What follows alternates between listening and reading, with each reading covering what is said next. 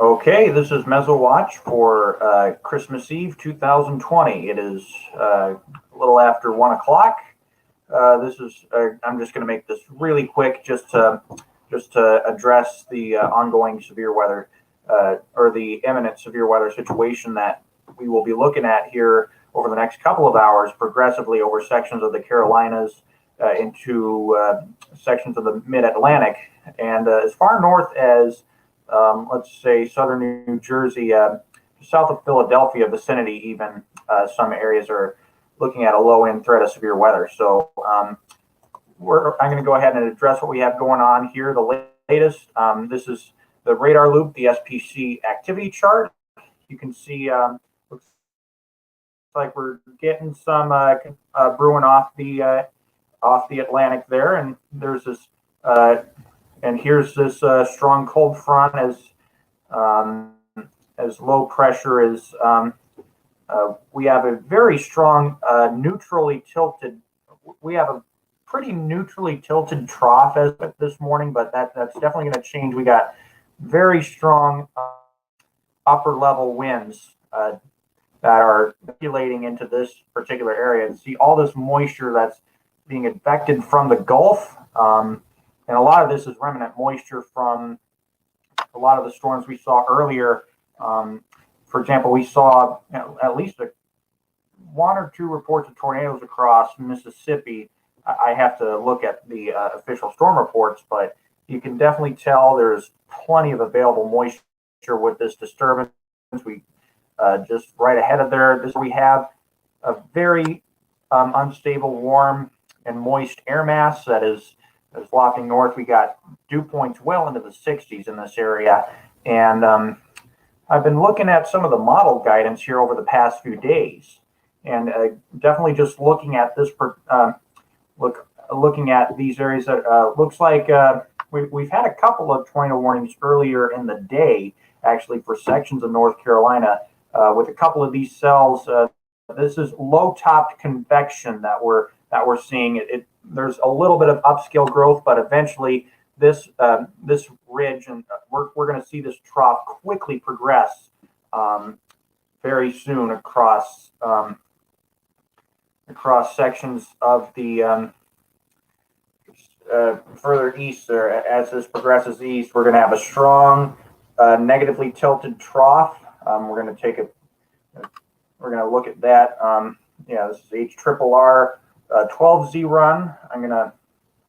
That's the reflectivity with this. I want to look at some of the explicit convective products with this. And when I look at the updraft helicity greater than 75 and see how that is reflected, or the projected reflectivity with this, I'm gonna take a look, see if anything has changed. This is a explicit convective product. So you can see how strong the convection is, and when you get like red, or like red for where the heaviest like rain is, that is where we have the strongest convection underway. And we've been seeing some significant updraft helicity returns. So I will point out that this is a growing concern for a potential tornado-related event. As we go throughout the course of the afternoon, you can see how we get this convection that's brewing off the Atlantic, and you can see these cells that are forming out ahead of here. You can see some purples with that. We got plenty of surface-based convection to talk about as well. Surface dew points are trending well into the mid and upper 60s in some areas, according to the Storm Prediction Center graphic. But you can see some of these cells. Looks like we have. You can see just looking at the projected storm mode. You can see some of these cells have some strong low-level updrafts ahead of that. So that's a signature that there is potential low-level rotating updrafts with these. But I think the lapse rates and everything have been kind of inhibited. But nevertheless, we have a very strong rear inflow, upper support with this. As we go over the next several hours into later during the night, you can see this as this line pushes through. Looks like the Outer Banks of North Carolina. we're not seeing as many supercells, but we're definitely going to see a band of rain and gusty winds as we head into later tonight. But I'm gonna kind of narrow my focus down with all of this activity that we're seeing here, because you can see some of these discrete updrafts that are with these. Potentially, some of these storms may have may contain supercellular characteristics as we go throughout the day. And when I'm going to look at this sounding here, and this is going to be a very quick moving. These are going to be very quickly moving cells, and looks like it's been trending a little bit stronger here. You can see, I think the wind fields are slightly different than what I've seen, but on these photographs, you can definitely tell there's a lot of speed shear. You can see a boost in the wind speed.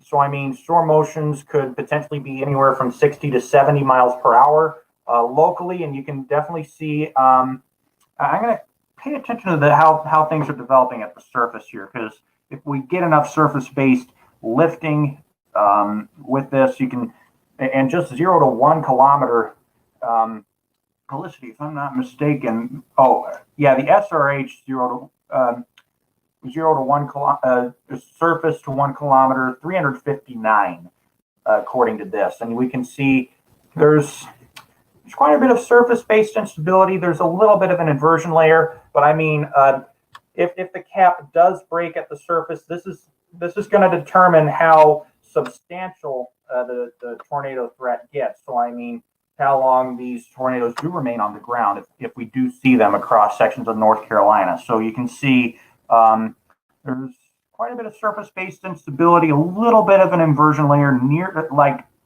confined to the ground. And as we get upscale forcing and potentially strong downdrafts as this line continues, or as colder air is, there's much colder air on the backside, and just you can see it's fairly warm closer to the ground here, just a little under 500 millibars. The temperatures are still above zero, but still some of these storms may maintain some. We may have some modestly topped storms potentially. Excuse me. Hail won't really be as much of an issue because we have. I'm mostly concerned about this mixed layer instability that's in place here, just right around here in the mid levels where the winds are much stronger. These will likely mix down at the ground with when we get some stronger downdrafts associated with these cells, and when they do, that is going to help kind of erode this some of these surface layer inversions that will potentially be in place. So that is going to help boost the tornado risk as we go throughout the day. And just looking at this photograph, we're seeing a little bit of a curve, a tad bit of a curve. So there's plenty of directional shear, but the helicity value is what I'm mostly concerned about. 359. I've seen some values in updraft or storm relative helicity. This is relative to the storm itself, not confined to the updraft. When we're seeing values like that indicates there's plenty of spin available in this system overall, and that upper support is what we need to really get things going here in terms of very strong wind shear. You can see some of these storm motions could be as high as 70 miles per hour. This is in knots, by the way. And when we look at photographs, this is upside down. So this is technically south, north, west, east. So when we're seeing this, you can definitely tell a very strong wind. Yeah, right. So there's definitely a good curve we're getting here. Or I'm trying to figure that out. Okay. But yeah, definitely tell there's plenty of wind shear available. You can see winds, most stronger winds coming out of the southeast, and that's what we're seeing. A wind coming from the southeast here, but then you're getting a little bit of a curve, but the wind's getting much stronger up in here. So at least 50 to 60 knots, and this is at least 25 knots right here at the ground. So there's very strong mid and upper support with this overall. Definitely a good curve that we're seeing here. So as we go to and you can see the winds are further out of the west. So I mean, this is much colder air at 500 millibars, or this is actually 3 kilometers. Still the same. A lot of this shear is confined to that surface to 3 kilometer level. So I mean, this is kind of where, this is where right at 3 kilometers, we're kind of getting close to freezing, but the dendritic growth zone is up in here. So I mean, we may get enough upscale growth to initially support a hail threat, but mostly, since this is confined at the ground, this is mostly a damaging wind tornado threat we'll likely see with some of these storms. And then with the amount of helicity we're indicating here, potentially, if we get enough surface-driven instability, combine that with some of these stronger downdrafts, that is going to help make this tornado threat more substantial. I'm going to go ahead and see what's new on the updraft helicity products. I want to look at the run max, because this is going to show everything, not just maxed at 1 hour or 3 hours, but the whole, how everything tracks in a short period of time, because it just goes to show how fast and quickly moving these cells are. And it's just something we're going to have to pay close attention to. And just how things have trended overall since yesterday. And it's still trying to fetch some of the data here, but I will more than definitely point out that as we go over the next several hours, looks like storms are still, well, again, this is the morning guidance. This shows how things will likely end up trending throughout the day. So I mean, just over the next couple of hours, you can see we have we're getting a little bit of updraft helicity there. It's not firing right off, but you can see just over the further south over the Atlantic, we're getting all that low top convection. That's that's going to be something we're going to have to watch fairly closely. You can see we have a stronger helicity track. We have some stronger helicity tracks, and again, this isn't maxed out at an hour. So I mean, I'm gonna look at and narrow it down to like the 1 hour max, but you can see it really does strengthen as we're being influenced by some of that colder air aloft. So that looks like we got a fairly substantial growing concern with that as these supercells continue to make their way across the eastern part of North Carolina. I mean, definitely looking like a substantial threat for a couple of tornadoes at the very least today. I mean, we've had some growing concerns that with some of the helicity tracks that we're seeing here over the, I'm pretty sure by this time, as we're heading to like a little bit after midnight, that's when probably Santa's going to make his way, unless he cancels for weather-related reasons. Might be dealing with a couple of flight cancellations on that note. Probably in particular, what Santa definitely decides to do there. But I mean, by a little before midnight, there you can see there's going to be a couple of lines of these helicity tracks, and these are potentially longer tracks. But what's the tornado threat associated with these is going to be contingent on a few things. This isn't going to be like when we see updraft helicity. These are updrafts from 2 to 5 kilometer AGL. So I mean, this kind of shows you know we want to look at the updrafts at the mid levels there. So I mean well, under 500 millibars to about 850. So I mean, this is where the wind fields are definitely strongest, where this is going to feed for some stronger downdrafts that do interact with all these. Okay, never mind that. But yeah, when we get these strong rotating updrafts, so this column of air that spirals around the downdraft, then that's going to help get things going. I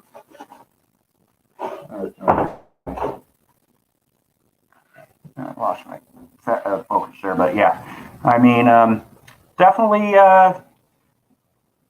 I would expect with the guidance that I'm seeing here, looks like it's a tad bit weaker and less organized.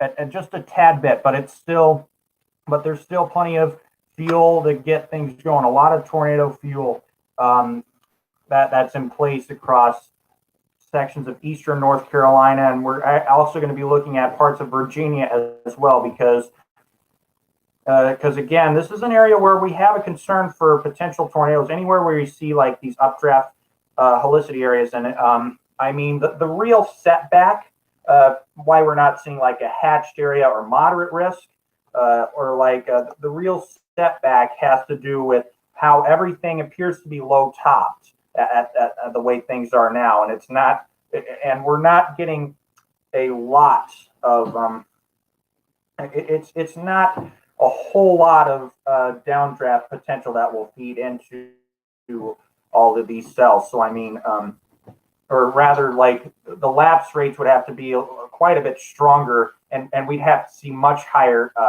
like low level CAPE values and everything to kind of get things to the point to where they'd be more organized. So I mean, that I think that's kind of the setback why I wouldn't really like say a moderate risk or hatch area PDS watch, any of that stuff. That's not a given, but still, I mean, I do expect the Storm Prediction Center to follow suit, especially with what we're seeing now. I mean, just closer to, I'm going to look at the 18Z run. This isn't full, so I mean, I'm just going to see how things will likely be trending over the next couple of hours.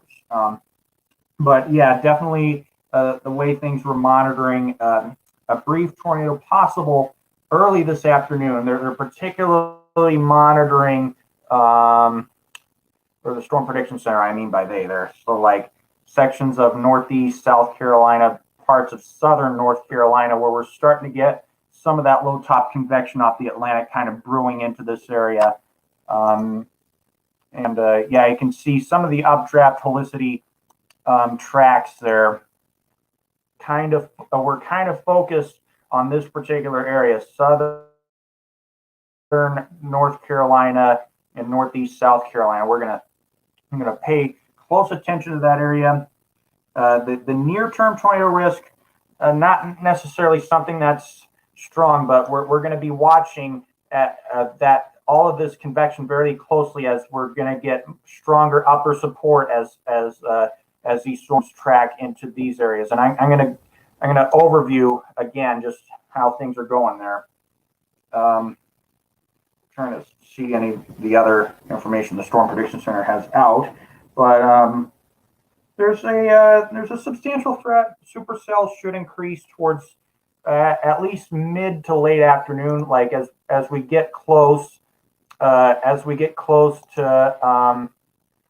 you know, how when the sun sets. Even, I mean, a few of these supercells may come in after dark as well, and we're going to be watching closer to midnight. You can see these stronger helicity tracks, and still fairly organized. So I mean, any supercell that does develop, or any storm that develops supercellular characteristics, I mean, this is again further aloft. I mean, at the surface there's fairly high dew points, and there's probably going to be plenty of effective inflow as well. So I mean, that's going to provide fuel for how things go here very soon. But we will continue to monitor for updates.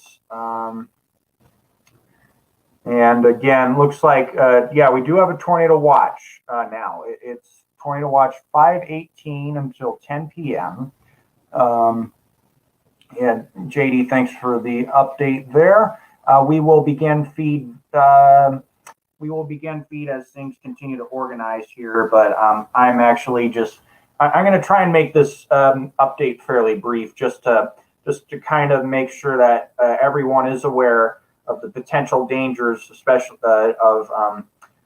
as you're spending time with family and may be caught off guard with some of these potential showers and storms as they push through sections of South Carolina and North Carolina. But again, the near-term tornado threat, we're definitely more focused on, like I said, just a couple of storms that may produce a couple of tornadoes. They're mostly monitoring this particular area again to about again 10 p.m. Yeah, 10 p.m. at the latest in that particular area, and it's going to slowly progress. Again, we're going to see some stronger cells push through sections of North Carolina too. So just something to definitely be careful about. And if anyone has any questions or anything about timing and whatever, feel free to message our page. We will be sure to address everyone's concerns the best we can as we go throughout the day.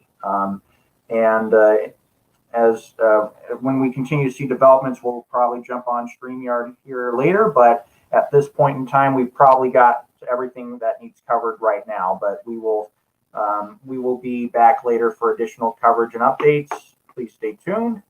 This is USA Storm Watch.